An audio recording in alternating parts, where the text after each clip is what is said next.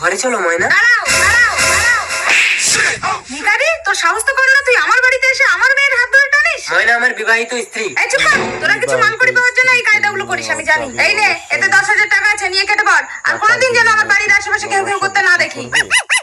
Picture अभी बाकी है। কি গো, কারখানা থেকে বাড়ি চলে আসলে কেন? নতুন আইপিএস এসছে, আমাদের সমস্ত 2 নম্বর কারবারগুলো বন্ধ করে দিয়েছে। কি সর্বনাশ, তাহলে তো আমরা পথের ভিখারি হব। ঘুষ খাওয়া? একদম না, ঘুষের কথা বলে ডাইরেক্ট শুট করে দেবে। দিদি মিষ্টি খান। ওহ, গোদের উপরে বিস্ফোরা। কিসের মিষ্টি? বললাম তো আমার মেয়ের সাথে আপনার ছেলের বিয়ে দেবো না। বিয়ের মিষ্টি না, আমার ছেলে আইপিএস হয়েছে তাই। Heads up, heads up, heads up, heads up. বাবা বাটুল, তুমি তোমার বউকে নিয়ে যাও, শুধু আমাদের 2 নম্বর কারবারগুলো বন্ধ করো না। হ্যাঁ ময়না, তোদের ছোটবেলায় বিয়ে হয়ে গেছে, আর বড় বউকে আলাদা থাকতে নেই। No problem, come on darling. Plan successful. মানে বাটুলকে জামাই হিসেবে মেনে নেওয়ার জন্য আমরা দুবাই মিলে এই প্ল্যানটা করেছিলাম।